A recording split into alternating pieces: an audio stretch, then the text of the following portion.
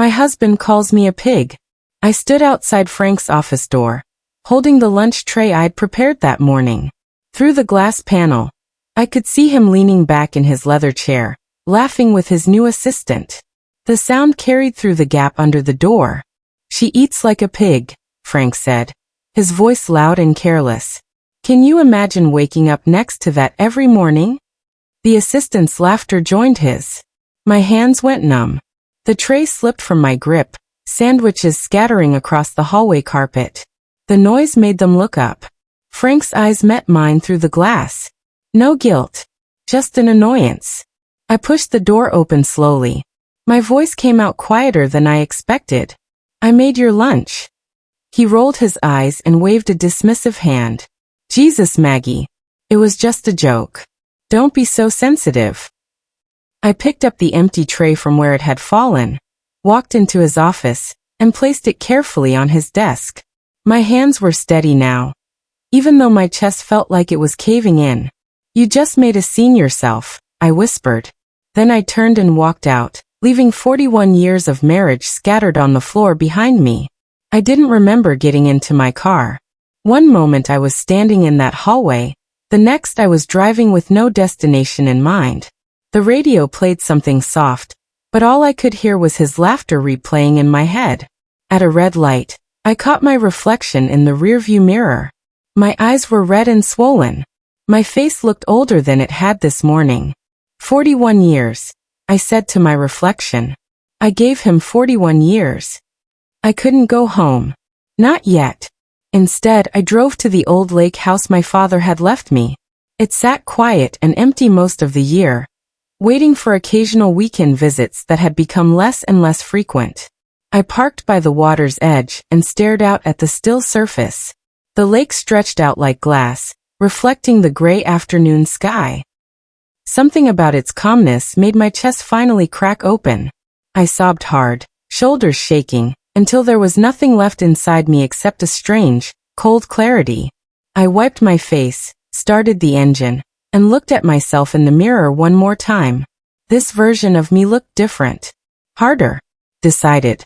If you're watching this video, please like and subscribe to the channel, and tell me in the comment section where you're listening to my revenge story from. I want to know how far it has reached. My name is Maggie Whitmore. I'm 68 years old, and I spent 4 decades being invisible. I packed his lunches, hosted his business dinners, smiled through countless small humiliations, and told myself I was lucky to be married to a successful man. But sitting there by the lake, I remembered something I'd forgotten. I remembered who I was before I became Mrs. Frank Whitmore. My father had been a careful man, a planner. When he died 15 years ago, he left me that lake house and the 20 acres of land it sat on. He'd pulled me aside a week before his death, his hands shaking as he pressed the deed into mine. "Maggie," he'd said, his voice thin but firm, "this land is yours. Never let anyone take it from you. Promise me." I'd promised. Then I'd tucked that deed away in my desk drawer and forgotten about it. Too busy being Frank's wife to remember, I was also my father's daughter. Now, driving home in the fading light, that promise echoed in my mind. Frank had taken my dignity today. He'd taken my peace. But he couldn't take what was legally mine. Not unless I let him. The next morning, Frank's mother showed up at my door without calling first. Dolores had a talent for arriving at exactly the wrong time, and making everything worse. "Maggie dear," she said, walking past me into the kitchen like she owned the place. "You look tired. Are you taking care of yourself?" I poured her coffee without answering. She settled into a chair, her eyes scanning me with false concern. "You know men need to feel proud of their wives," she continued, stirring sugar into her cup. "Frank works so hard. The least you could do is make an effort with your appearance." My jaw tightened, but I stayed quiet. She leaned forward, lowering her voice like we were conspirators. "I heard about yesterday. Frank told me you overreacted to a harmless comment. You really should develop thicker skin." I set my own cup down carefully. "What else did he tell you?" "That he's worried about you. That you've been having a difficult time lately." She paused, then added casually, he also mentioned you're thinking of selling the lake property to help him through some cash flow issues. My blood went cold. I never said that. Dolores smiled sweetly. Well, you should consider it. That's what wives do, dear. They support their husbands. After Dolores left, I went straight to my desk. The old wooden drawer stuck like it always did, and I had to pull hard to get it open. Inside, beneath old birthday cards and faded photographs, was the manila folder my father had given me. I spread the contents across my desk. The deed to the lake house, yellowed with age but perfectly legal. My name in bold black ink, Margaret and Whitmore. Below that, a property survey showing the exact boundaries of my 20 acres. And then I saw it. Something I'd never noticed before. There was a second document, a lease agreement dated 30 years ago. Frank's construction company had expanded onto a portion of my land. The lease was supposed to be reviewed every 5 years, but I'd never paid attention to it. Frank had always handled the business stuff. According to this paper, the lease required my signature for renewal. Without it, the agreement was void. I pulled out my phone and took pictures of every page. Then I carefully returned everything to the folder, my hands steadier than they'd been in days. Frank had built his empire on my ground. He just didn't know I was about to pull the earth out from under him. That evening, I made dinner like I always did. Roasted chicken, mashed potatoes, green beans. Frank ate in silence, scrolling through his phone between bites. He didn't thank me. He never did anymore. How was work? I asked, my voice neutral. Busy. Got a lot on my mind. He didn't look up. I watched him chew, watched the way he wiped his mouth with the napkin I'd folded that morning. Watched him live his life like I was furniture that happened to serve food. You called me a pig yesterday, I said quietly. He sighed heavily, finally looking up. Maggie, I apologized for that. It was a joke that went too far. Can we please move on? You didn't apologize. You told me I was being sensitive. Same thing. He pushed his empty plate toward me. What's for dessert? I picked up his plate, my movements slow and deliberate. Nothing. There's nothing for dessert. He frowned but said nothing, returning to his phone. I carried the dishes to the kitchen, rinsed them carefully, and stared out the window into the darkening backyard. 41 years of this. 41 years of being treated like a joke, a burden, an afterthought. A week later, an envelope arrived addressed to Frank. It was already torn at the corner, so when I picked it up, I could see the words inside. Final notice. Loan default pending. I sat down at the kitchen table, the envelope in my hands. Frank's business was drowning. That explained why Dolores had mentioned the lake property. They were planning to use my inheritance to save his company. Without asking me. Without even telling me the truth about how bad things had gotten. I opened my laptop and started searching. Frank's construction company had expanded rapidly over the past few years, taking on bigger projects, hiring more staff. From the outside, it looked successful. But apparently, he'd been borrowing heavily to fund that growth. And now those loans are coming due. I made copies of the envelope's contents with my phone, then carefully placed everything back where I'd found it. Frank didn't need to know I'd seen this. Not yet. I leaned back in my chair, a strange calm settling over me. He'd gambled with his business and he was losing. That was his problem. Until he tried to make it mine. I called my father's old attorney, Mr. Callahan, using a number I found in my address book. His secretary seemed surprised to hear from me after so many years. Mrs. Whitmore, Mr. Callahan said warmly when he picked up. It's been quite a while. What can I do for you? I'd like to review some property documents, I said, and discuss updating my will. We scheduled an appointment for the following Tuesday. I didn't tell Frank where I was going. I simply said I had errands to run. Mr. Callahan's office smelled like old books and furniture polish. He welcomed me and offered me tea, and settled behind his massive desk. When I handed him the property folder, his eyebrows rose. He studied the documents carefully, occasionally making notes. Finally, He looked up at me over his reading glasses. Mrs. Whitmore, are you aware that your husband's company occupies a portion of this land? Yes. There's a lease agreement. One that expired 8 years ago. He tapped the paper. It was never renewed properly. Technically, without your explicit consent and signature, he's been operating on your property without current legal authorization. My heart pounded. What does that mean? It means you have leverage.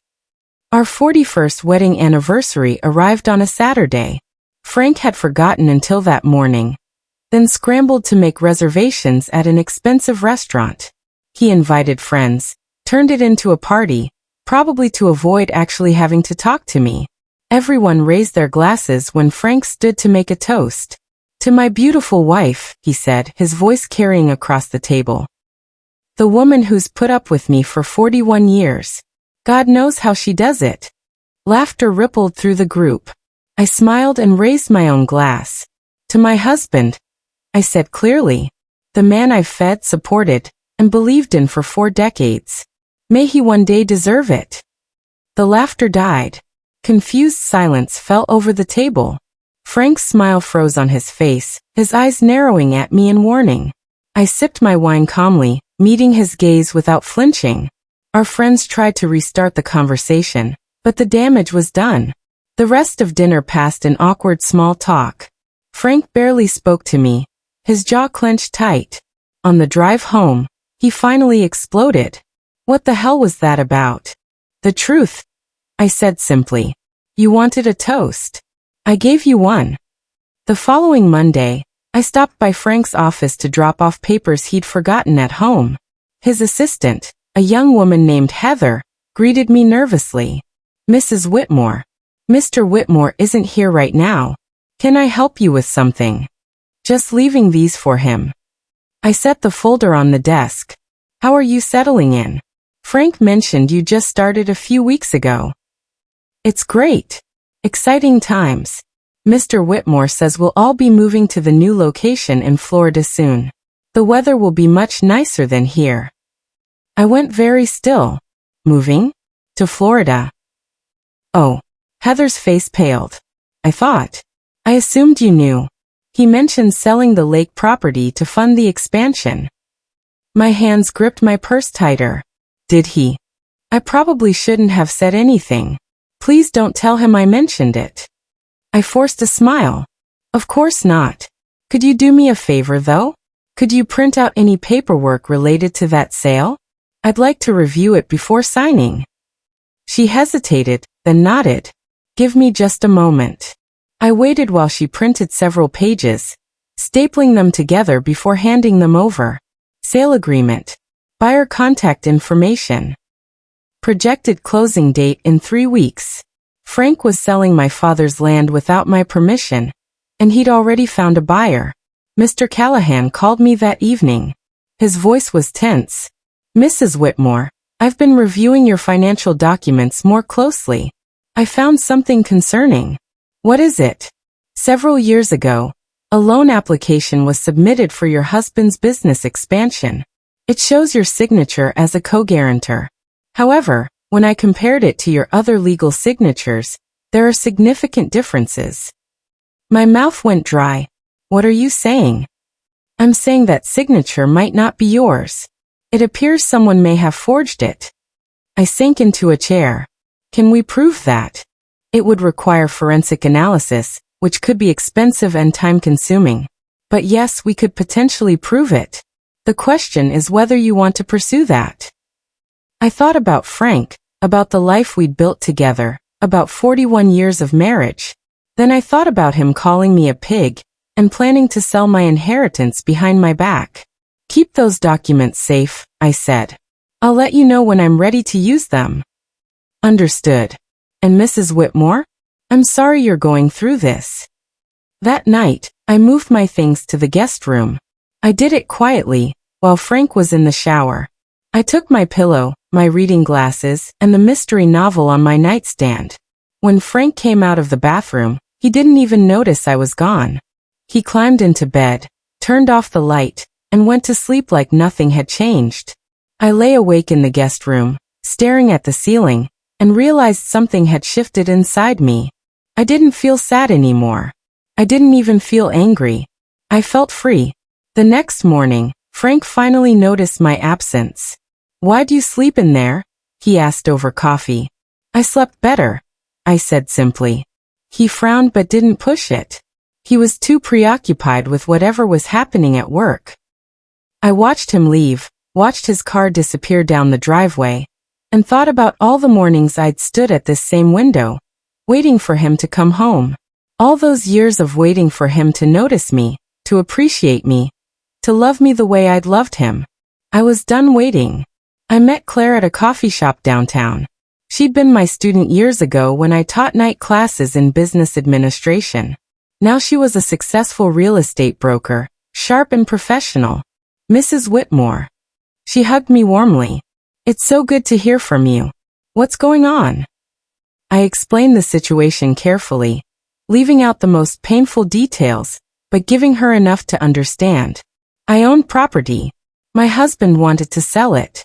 I needed to know my options. Claire listened intently, taking notes. "So the property is solely in your name?" "Yes. My father left it to me." "And your husband never had ownership transferred to him?" "No." She leaned back, a small smile playing at her lips. "Then legally he can't sell it without your consent. Any sale agreement he's signed is worthless without your signature." Relief flooded through me. I needed to hear that from someone who knows real estate law. "You taught me that silence can be a strategy," Claire said. "Sometimes the smartest move is to wait and watch while others make mistakes." I smiled. "You were always a good student. So what's your next move?" "I'm going to let him keep digging his own grave. And when the time is right, I'll step back and watch him fall in." Dolores hosted Sunday dinner at her house. Frank insisted we attend, despite the tension between us. The meal was predictably awful. Dolores made pointed comments about my cooking, my weight, my age. Frank laughed along like always. "Your meatloaf was so dry last time," Dolores said, cutting into her roast. "You really should use my recipe. I've been making it for 50 years. "I'll keep that in mind," I said neutrally. "And you know, dear, at our age, we have to be careful about letting ourselves go. Men are visual creatures. They need something pleasant to look at." Frank smirked into his wine glass. That smirk was the final straw.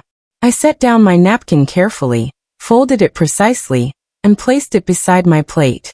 Then I stood up. "Thank you for dinner, Dolores. I hope you both enjoy the rest of your meal."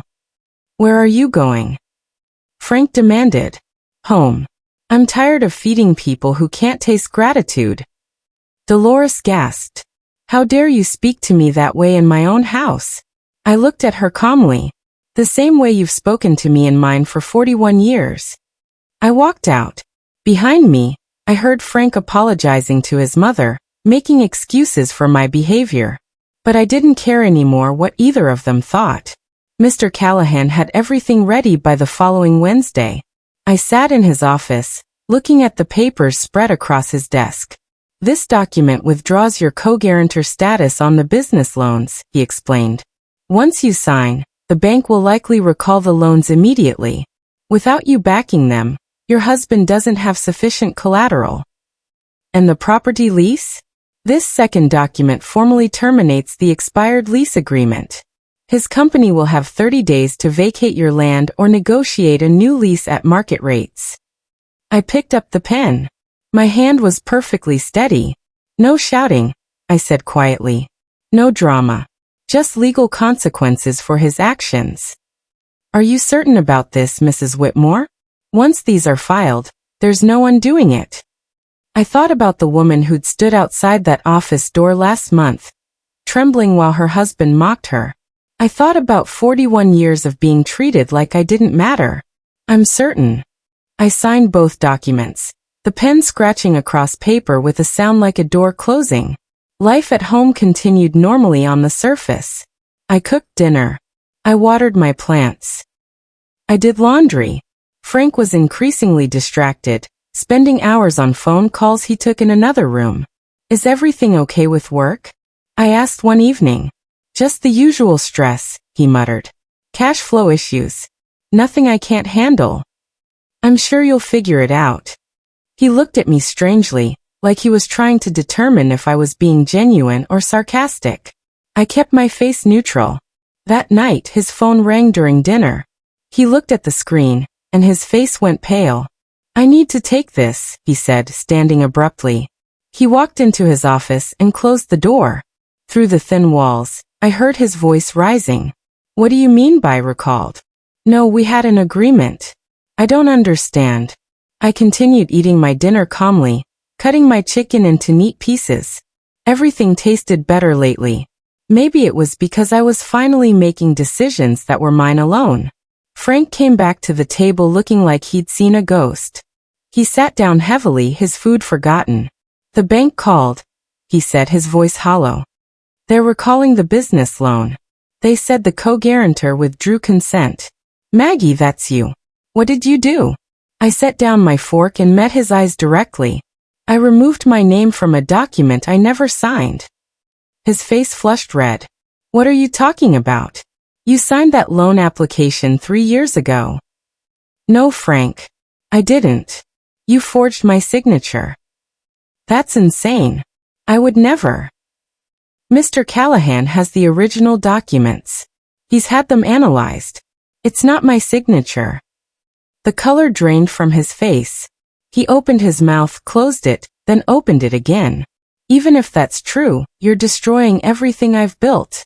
You built it on property you don't own. Using money you secured by forging my name. I'm just correcting the record. He stood up so fast his chair fell over. This is revenge. Because I made one stupid comment. No, I said calmly. This is me finally understanding my own worth.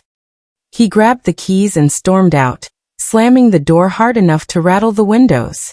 I picked up my fork and finished my dinner in blessed silence. Frank came home drunk that night around midnight. I heard him stumbling through the house, knocking things over. I stayed in the guest room with the door locked. Maggie, he shouted, pounding on the door. Open this door right now. Go to bed, Frank. You've destroyed everything. 40 years of work gone. Because of you. No. Because of your own choices. He punched the wall beside the door. I heard the drywall crack but didn't flinch. I'll fight you on this, he said, his voice turning mean. I'll take you to court. I'll make sure everyone knows what you did. Please do. I'd love to explain to a judge how you forged my signature and tried to sell my property without my knowledge. Silence fell. Then I heard him stumble away, his footsteps uneven. In the morning, there was a hole in the wall where his fist had hit. He didn't apologize. He didn't even mention it. He just left for work early, his face gray and exhausted. Dolores appeared at my door the next day, her usual composure completely gone. Her hair was messy, her makeup smeared. How could you? She screamed before I could even say hello. How could you destroy your own husband? I didn't destroy him. I stopped letting him destroy me. Mr. Callahan had agreed to come by in case Frank or his family tried to pressure me. He arrived just moments after Dolores, his briefcase in hand. Mrs. Whitmore Sr., he said politely. I'm Mrs. Whitmore's attorney. Perhaps we should discuss this calmly. Dolores whirled on him. My son built that company from nothing. That ungrateful woman has no right. Actually, Mr. Callahan interrupted gently. Your son built his company on land owned by his wife. Land she inherited from her father. Without her consent, he has no legal right to use that property. But they're married. What's hers is his. Not in this state. Inherited property remains separate unless explicitly transferred. Mrs. Whitmore never transferred ownership. Dolores turned back to me, her eyes filling with tears. Please, Maggie. He's my son. Don't do this to him. He did it to himself, I said quietly. I begged him to respect me. He chose to mock me instead. I drove to Frank's construction site the following week. The lot was mostly empty. A few workers were loading equipment into trucks, moving slowly like they knew this was the end. The company sign still hangs by the entrance, crooked now. Whitmore Construction in bold letters, though the paint was fading. Frank stood in what used to be his office, surrounded by boxes. When he saw me in the doorway, his shoulders sagged. "Come to gloat?" he asked bitterly. "No. I came to say something I should have said years ago." He waited, his jaw clenched. "This land was never yours, Frank. You just borrowed it. Like you borrowed my love, my respect, my dignity. I'm taking back what's mine." "I gave you everything," he said, his voice cracking. "A home, security, a good life. You gave me a cage and called it a castle. There's a difference." I turned to leave, but he called after me. "I'm sorry, Maggie. I'm truly sorry." I paused but didn't turn around. "So am I, Frank. I'm sorry I waited so long to remember who I was before I met you." That evening, Frank came home one last time. He stood in the doorway of the guest room where I was reading. "I'm going to stay with my mother for a while," he said. His voice was different now. Smaller. Defeated. "That's probably best. Can we fix this? Is there any way to fix this?" I closed my book and looked at him. Really looked at him. The man I'd married had been confident and charming. This man looked tired and old. "You called me a pig, Frank. In front of people you work with. You planned to sell my father's property behind my back. You forged my signature. You let your mother belittle me for years." I paused. "What exactly is there to fix? I didn't realize how much I'd hurt you. That's the problem. You never realized because you never looked. I've been standing right here, right in front of you, for 41 years. And you never saw me." He stood there for a long moment, then nodded slowly. "I'll send someone for my things. The keys are on the kitchen counter." He walked away. I heard the front door close softly. No slamming this time. The business auction happened on a cold morning in October. I didn't need to attend, but I wanted to witness the end of this chapter. The auction house was mostly empty except for a few bargain hunters and equipment dealers. I wore my father's old brooch, a small silver compass he'd given me when I graduated college. "So you'll always find your way," he'd said. Frank's desk came up for sale near the end. The same desk where he'd sat when he called me a pig. I raised my paddle and bought it back for $200. Later, I had it delivered to the lake house. I set it up in the small office overlooking the water, and I sat down at it with my father's old papers spread before me. This desk would serve a better purpose now. It would hold my future, not his past. I left a letter for Frank on the kitchen counter before I moved out permanently. I spent a long time writing it, crossing out words, starting over. Finally, I kept it simple. "Frank, I was never the pig. I was the one who kept feeding you while you consumed everything around you without noticing the cost. I hope you find peace someday. But I already have mine. The keys are beside this letter. The house is yours. The marriage is over. Maggie." I didn't wait for his response. I packed my car with the things that mattered, my books, my photographs, my father's compass, and I drove to the lake house. The water was calm that afternoon, reflecting the autumn colors like a mirror. I stood on the porch, breathing in the clean air, and felt something I hadn't felt in decades. Hope. The divorce papers arrived a month later. Frank didn't contest them. His attorney and mine worked out the details quietly. I kept the lake property and the house. He kept his debts and his memories. I started attending a writing class at the community center. I'd always wanted to write, but had never found the time. Now I had nothing but time. I planted a garden beside the lake house. I learned to kayak.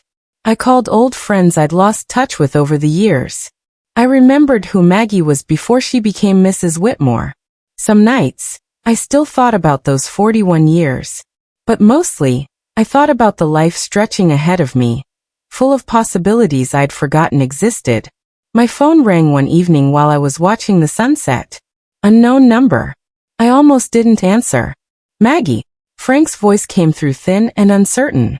"Please don't hang up." I watched the sun sink lower, painting the sky orange and pink. "What do you want, Frank?" I wanted to say I'm sorry. Really sorry. For everything. I didn't see what I had until it was gone. That's often how it works. Is there any chance? Could we maybe talk? Try to work things out. I thought about the woman I'd been a few months ago. Scared. Small.